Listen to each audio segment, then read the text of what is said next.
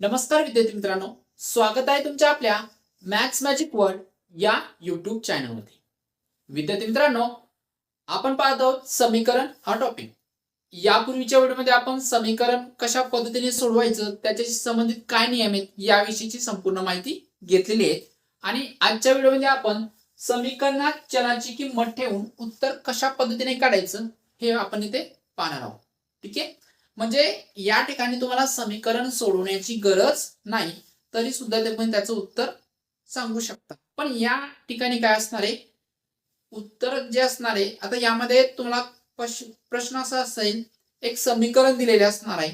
ठीक आहे. आणि त्या समीकरणाची उकल तुम्हाला 4 ऑप्शन मध्ये दिलेली असेल, त्यापैकी कुठली तरी एक उकल म्हणजे त्या समीकरणाचं उत्तर असणार आहे. तर यासाठी तुम्हाला प्रत्येक जे ऑप्शन आहे त्याच्यामध्ये ठेवून तुम्हाला ते सॅटिस्फाय होतं किंवा नाही ते चेक करायचंय. ज्याचं सॅटिस्फाय होत असेल ती त्या समीकरणाची उकल असेल किंवा त्या पर्टिक्युलर चलाची किंमत असेल, आपण असं म्हणू शकतो. ठीक आहे. मग असं सर्व करत असताना समीकरण सोडवणे गरजेचंच होतं का? आतापर्यंत आपण जे व्हिडिओ बघितले त्यामध्ये समीकरण आपण पूर्णतः कशा पद्धतीने सोडवायचं हे समजून घेतलं. ठीक आहे. आता एखादं समीकरण तुम्हाला आलेले असेल तर तुम्ही ते समीकरण सोडवून त्याचं उत्तर काढू शकता. या पद्धतीने तुम्ही त्याचं उत्तर काढू शकता. पण एखाद्या वेळेस जर त्याला वेळ लागत असेल तर या ठिकाणी आपण जे पर्याय आपल्याला दिलेले असतात त्याच्यामधले पर्याय त्याच्यामध्ये ठेवून त्या चलाच्या ठिकाणी ते समीकरण सॅटिस्फाय होतं की नाही हे आपण पाहू शकतो आणि अशा पद्धतीने त्याचं उत्तर काढता येत असतं. म्हणजे अशा 2 पद्धतीने आपण त्याचं उत्तर काढू शकतो. मग जर समजा ऑप्शन ठेवून जर उत्तर काढता येत असेल तर मग एवढं समीकरण सोडवण्याची पद्धत घेण्याचं कारण असं आहे की जे काही शाब्दिक उदाहरणं असणार आहेत, जसे की ते अपूर्णांकावरती असलेले शाब्दिक उदाहरणे असतील ते आपण पुढे पाहणारच आहोत. सोबतच वैवारी हा जो टॉपिक असतो यामध्ये शाब्दिक उदाहरणं असतात. मग अशा ठिकाणी ते जे तुम्हाला शाब्दिक उदाहरणे सोडवायचे असतात त्यामध्ये समीकरण तयार होत असतात. मग ते समीकरण तुम्हाला सोडवता यायला पाहिजे, त्यामध्ये कुठल्याही प्रकारची अडचण यायला नको. याच अनुषंगाने आपण समीकरण सोडवणे हे पूर्णतः डीप मध्ये पाहिलेलं आहे. म्हणजे त्यामध्ये तुम्हाला कुठल्याही प्रकारचा प्रॉब्लेम येणार नाही. ठीक आहे. तर आजच्या व्हिडिओमध्ये आपण जे पाहणार आहोत तर इथे समीकरण दिलेले असतील तुम्हाला क्वेश्चन मध्ये अशा पद्धतीचं आणि 4 पर्याय दिलेले असणार आहेत. आता इथे आपण 4 पर्याय घेतलेले, डायरेक्ट एकच किंमत घेतलेली एक्स ची. जसे की समजा इथे आता समजा हा ए पर्याय असेल एक्स बरोबर 6, बी पर्याय असेल समजा एक्स बरोबर 3, सी पर्याय असेल एक्स बरोबर 4, नंतरचा डी असेल एक्स बरोबर 7. असे काही पर्याय दिलेले असतात. मग तुम्हाला एक एक किंमत ठेवून पाहायचंय की समीकरण कुठे सॅटिस्फाय होत आहे. ठीक आहे. पण आपण इथे डायरेक्ट एकच किंमत घेतलेली, म्हणजे एकदाच चेक करून बघायचं, उत्तर असेल तर ठीक, नसेल तर नाही. ठीक. फक्त हा कन्सेप्ट तुम्हाला समजायला पाहिजे. तर यामध्ये आपण पहिलं एक्झाम्पल घेतलेलं आहे पहा, 3x/2 + 4 बरोबर 4x - 11. आता इथे x ची किंमत ऑलरेडी दिलेली आहे आपल्याला 6, पण हे x बरोबर 6 या समीकरणाची उकल आहे किंवा नाही हे आपल्याला इथे काढायचंय. ठीक आहे. आता या ठिकाणी बघा, समीकरण कुठलंही असू द्या त्याला 2 बाजू असतात. एक असते ही डावी बाजू असते आणि ही असते उजवी बाजू. मी या पद्धतीने उभे राहिल्यानंतर इकडे माझी उजवी बाजू आहे आणि ही डावी बाजू. अशाच बाजू तुम्हाला समीकरणाला घ्यायच्या. तर ही झाली आपली डावी बाजू आणि ही झाली उजवी बाजू. ठीक आहे. आता समीकरणामध्ये एखादी किंमत ठेवतोय आपण, म्हणजे त्या पर्टिक्युलर चलाची किंमत ठेवतोय, तर त्या चलाची किंमत ठेवल्यानंतर या दोनही बाजू सारख्या यायला पाहिजे. दोन्ही बाजूंची किंमत सारखी यायला पाहिजे. जर सारखी आली तर आपण काय म्हणणार इथे की ती जी काही चलाची किंमत दिलेली आहे ती समीकरणाचं आपलं उत्तर आहे, म्हणजे समीकरणाची उकल असेल. आणि जर ते सारखं येत नसेल तर ती समीकरणाची उकल होणार नाही. का?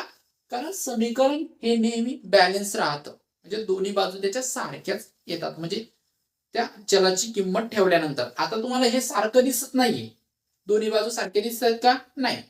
पण चलाची किंमत ठेवल्यानंतर म्हणजे समीकरणाची जी उकल असेल ती ठेवल्यानंतर दोन्ही बाजूंची किंमत सारखी येते. त्यावेळेस आपण काय म्हणतो, ते समीकरण बॅलन्स आहे. म्हणजे ह्यात पण बॅलन्स आहे, फक्त आपल्याला त्याची उकल कन्फर्म माहित नाही. इथे x बरोबर 6 आहे, ही आहे किंवा नाही ती आपल्याला इथे चेक करायचं. तर पहा आता कशा पद्धतीने चेक करायचे. तर इथे मी काय करणार, अगोदर ही डावी बाजू आहे याचं उत्तर काढून बघू, नंतर उजव्या बाजू. ठीक आहे, थोडं व्यवस्थित लिहितो जेणेकरून तुम्हाला समजायला सोपं होईल.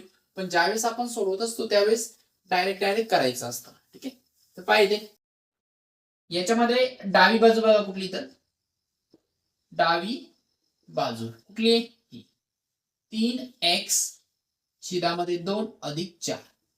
बरोबर, ही डावी बाजू आहे. अगोदर डाव्या बाजूचं उत्तर काढून घेऊया. तर एक्सच्या ठिकाणी किती ठेवायचे तुम्हाला 6.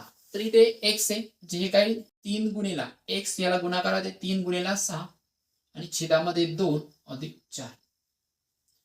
आता संक्षिप्त रूप देणे हा कन्सेप्ट तुम्हाला चांगल्या पद्धतीने माहिती आहे. आता या ठिकाणी बघा 6 आणि 2 या दोघांनाही संक्षिप्त रूप देता येते 2 ने, तर 2 ने संक्षिप्त रूप देऊया. बेकबे बेत्रिक 6.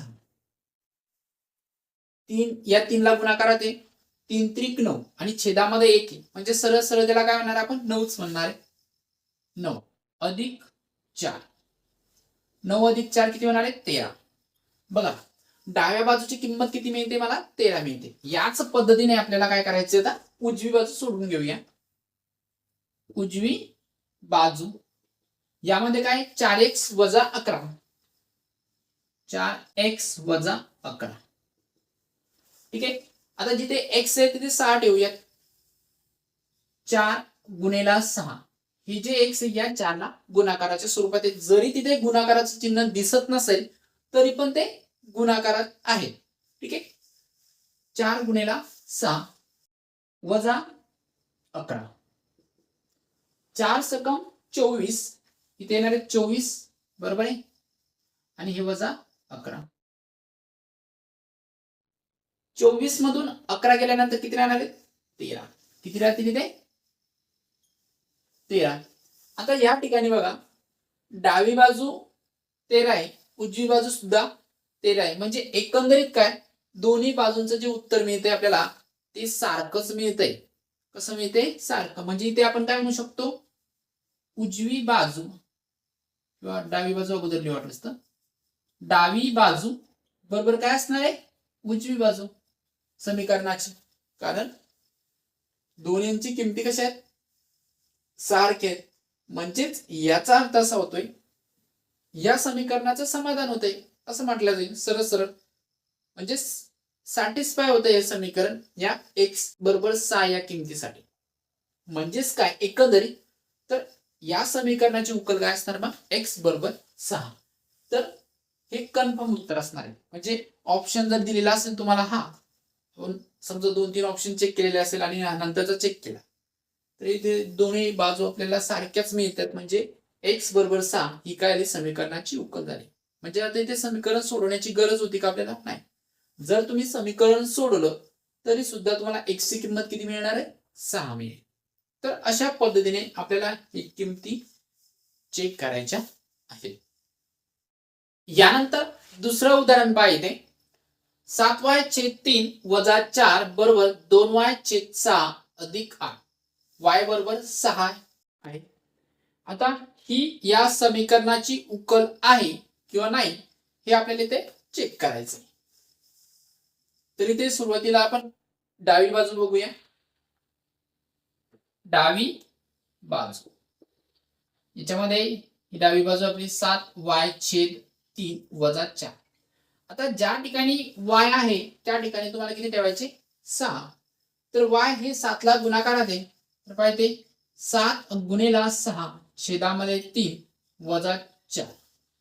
आता या ठिकाणी 3 आणि 6 या दोनही संख्यांना 3 ने निशेष भाग जातोय म्हणून इथे संक्षिप्त रूप देऊया. 3 × 3 3 दुनी 6. ठीक आहे, नंतर बघा 7 गुणिला 2 7 दुनी 14 आणि वजा 4. 14 मधून 4 गेले 10 राहतील. तर या ठिकाणी आपल्याला डावी बाजू जी आहे त्याची किंमत किती मिळते 10. सेम याच पद्धतीने उजवी बाजू बघूया. उजवी बाजू 2y/6 अधिक 8. ठीक आहे, आता या ठिकाणी बघा y ची किंमत ठेवायची 2 गुणिला 6 आणि छेदामध्ये 6 अधिक 8. या ठिकाणी बघा अंशात आणि छेदात दोनही ठिकाणी 6 आहेत, हे एकमेकांसोबत कॅन्सल होतील. 6 1 6, 6 1 6 आणि इथे काय उरतात फक्त 2 अधिक 8 आणि 2 अधिक 8 किती होणार आहे? 10. तर या ठिकाणी बघा ही डावी बाजू आणि ही उजवी बाजू दोन्हींची किंमत सारखी आलेली आहे. डावी बाजू बरोबर काय? उजवी बाजू. म्हणजेच याचा अर्थ काय होणार आहे की ही जी y बरोबर 6 ही जी किंमत दिलेली ही या समीकरणाची उकल आहे, कारण दोन्ही बाजूंची किंमत आपल्याला कशी मिळते? सारखीच मिळते. ठीक आहे. यानंतर तिसरं उदाहरण पाहूया. 2x वजा 8 वजा 3x बरोबर x वजा 12 आणि x ची किंमत 2 दिलेली, तर ही या समीकरणाची उकल आहे किंवा नाही आपल्याला चेक करायचंय. तर सुरुवातीला डावी बाजू बघूया. डावी बाजू बरोबर काय? डावी बाजू 2x वजा 8 वजा 3x. तर यामध्ये काय करायचंय? ज्या ठिकाणी x आहे त्या ठिकाणी x ची किंमत 2 ठेवायची. तर पाहिजे 2x हे गुणाकारात आहे, 2 गुणिला x ची किंमत 2 ठेवणार आहे. नंतर वजा 8 इथे वजा 3 गुणिला 2. नंतर बघा बेदुनी 4 वजा हे 8 3 दुनी 6 वजा 6. हे 4 जशीच्या तसे दोनही संख्यांचे चिन्ह सारखी आहेत, वजा वजा, ते इथे बेरीज होणार आणि चिन्ह कुठलं असणार आहे?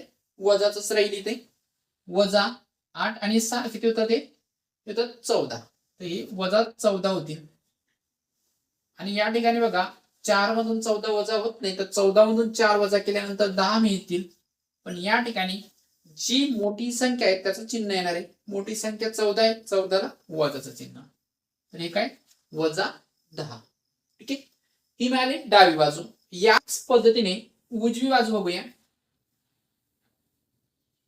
उजवी बाजू यामध्ये बघा x वजा 12 आहे. x वजा 12. ज्या ठिकाणी x आहे त्या ठिकाणी किंमत किती ठेवणार आपण? 2. तर या ठिकाणी x आहे, इथे 2 वजा 12. 2 मधून 12 जात नाही, तर मग 12 मधून 2 वजा करा, 10 मिळतील. आणि या ठिकाणी मोठ्या संख्येचं चिन्ह येणार आहे. मोठी संख्या कुठली? 12. 12ला वजाचं चिन्ह आहे, म्हणजे हे काय मिळेल तुम्हाला? वजा 10. आता या ठिकाणी बघा डावी बाजू वजा 10 मिळाली, उजवी बाजू वजा 10.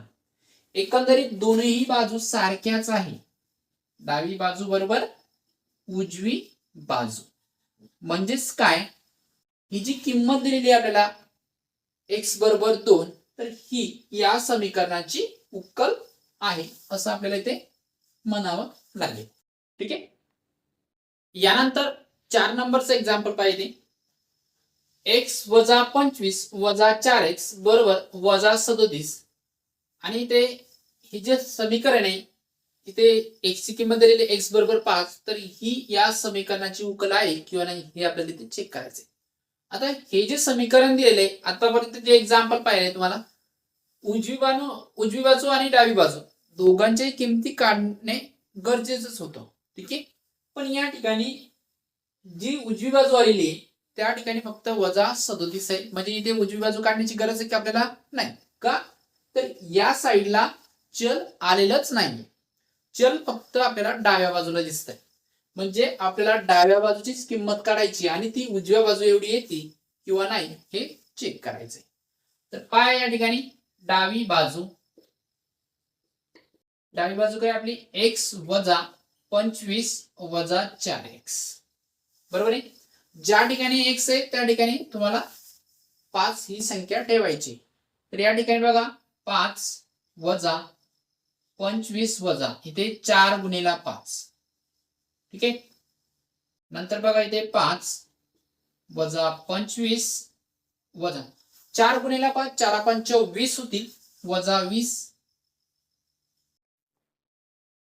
हे 5 इथे बघा वजा 25 आणि वजा 20. दोघांची चिन्ह सारखी आहे, बेरीज होणार आहे, चिन्ह तेच राहील. 25 आणि 20 किती होतात? 45. पण कसे? वजा 45. ठीक आहे. यामध्ये बघा ही संख्या धन आहे ही ऋण आहे. ठीक आहे. मग या ठिकाणी वजाबाकीच होणार आहे. 5 मधून 45 वजा होणार नाहीत, तर मग 45 मधून 5 वजा करा, 40 मिळतील आपल्याला. पण चिन्ह कुठलं असणार आहे? मोठ्या संख्येचं. मोठी संख्या आहे 45, त्याला वजाचं चिन्ह आहे, तर उत्तर काय असेल? वजा 40. ठीक आहे. तर या ठिकाणी डावी बाजू आपल्याला वजा 40 मिळाली आणि उजवी बाजू किती आहे? उजवी बाजू वजा 37 आहे. मग या ठिकाणी डावी बाजू बरोबर उजवी बाजू आहे काय? ते नाही. डावी बाजू किती आहे? वजा 40 आहे आणि उजवी बाजू आहे वजा 37. तर या दोनही संख्या सारख्या नाहीत. नाही बाजू सारख्या आल्यात का? नाही. मग x बरोबर 5 ही जी किंमत आपल्याला दिलेली इथे, तर ही समीकरणाची उकल नाही. काय? ही समीकरणाची उकल नाही. म्हणजे जर समजा तुम्हाला 4 ऑप्शन दिलेले असेल, त्यामध्ये हा ऑप्शन आहे समजा, तर अशा पद्धतीने जर कंडिशन आली असेल, दोन्ही संख्या वेगवेगळ्या मिळत असेल, तर ती समीकरणाची उकल होणार नाही. लगेच तुम्हाला दुसरा जो ऑप्शन असणार आहे तो चेक करावा लागेल याच पद्धतीने. ठीक आहे. यानंतर 5वं उदाहरण पाहूया. 32/x बरोबर x/18. तर या ठिकाणी दोन्ही ठिकाणी x आलेला आहे, तर दोन्ही बाजूंची आपल्याला किंमत काढायची. x बरोबर 24 दिलेले, तर ही समीकरणाची उकल आहे किंवा नाही ते चेक करू. तर या ठिकाणी बघा डावी बाजू काय? 32/x बरोबर आहे. यानंतर 32/x, x ची किंमत किती ठेवायची? 24. किती येणार आहे? 24. तर या ठिकाणी बघा एक तर संक्षिप्त रूप देते लागलेला, संक्षिप्त रूप देऊन टाकू इथे. 8 ने संक्षिप्त रूप जाते. 8 चौक 32 आणि 8 त्रिक 24. तर उत्तर किती बनते इथे? 4/3. ही झाली डावी बाजू. याच पद्धतीने उजवी बाजू घेऊया. उजवी बाजू बरोबर x/18. x ची किंमत किती आहे? 24 आहे. 24/18.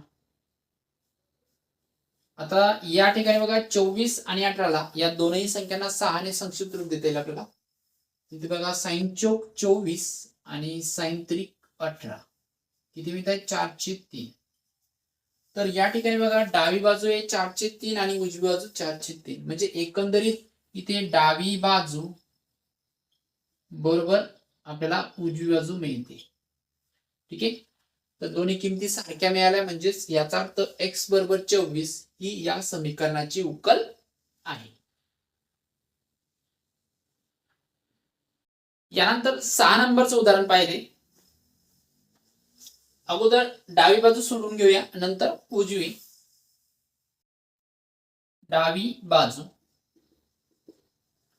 2 कंसामध्ये बघा 3 गुणिला x आहे. x ची किंमत किती आपल्याकडे? वजा 5. ठीक आहे. नंतर अधिक 1. ठीक आहे. पाहते 2 कंसामध्ये 3 गुणिला वजा 5 किती होणार आहे? 5 त्रिक 15. पण कसे? वजा 15 हे अधिक 1.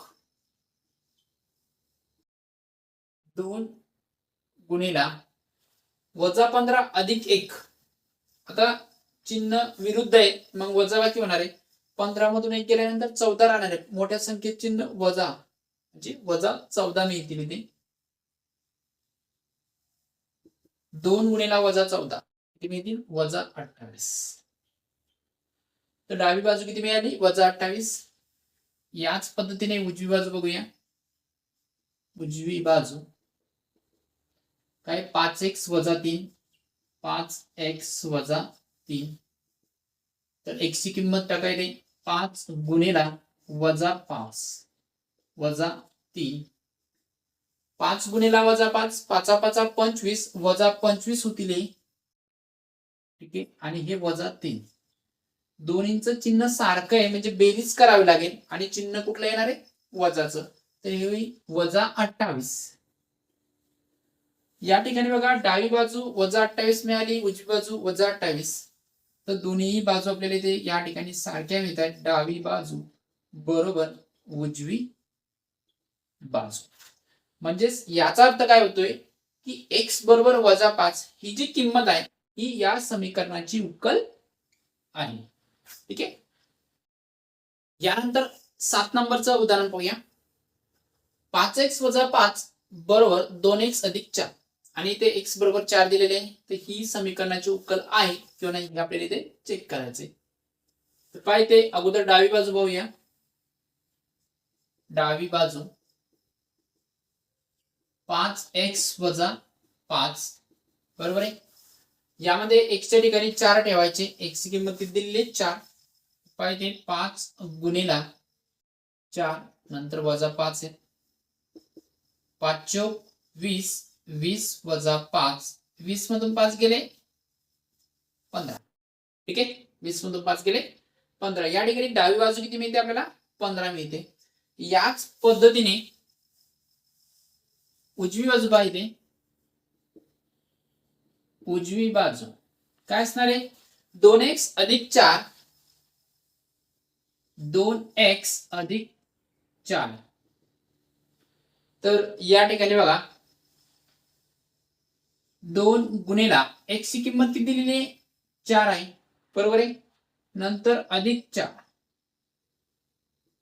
4 दुनी 8 +4 8 आणि 4 किती होतात 12. 8 आणि 4 किती झाले 12. तर या ठिकाणी बघा इथे डावी बाजू आपल्याला 15 मिळते आणि उजवी बाजू 12. तर या दोन्ही बाजू वेगवेगळे आलेल्या आहेत बरोबर आहे. डावी बाजू आणि इकडे उजवी बाजू. तर या ज्या दोन्ही बाजू आहेत ह्या वेगवेगळ्या आहेत. इक्वल नाहीत सारख्या नाही आहेत. इकडे 15 आहेत आणि इकडे 12. तर याचा अर्थ काय होतोय की ही जी किंमत दिलेली आहे x बरोबर 4 ही या समीकरणाची उकल नाही. तर अशा वेळेस तुम्हाला दुसरा ऑप्शन चेक करावा लागणार आहे. जर आपल्याला ऑप्शन दिलेले असतील तर आपण काही ऑप्शन घेतलेले नाही पण याच पद्धतीने तुम्हाला ते चेक करावं लागणार आहे. तर एकंदरीत आजच्या व्हिडिओमध्ये आपण 7 उदाहरणे पाहिलेली आहेत. उर्वरित उदाहरणे आपण पुढील व्हिडिओमध्ये घेणार आहोत.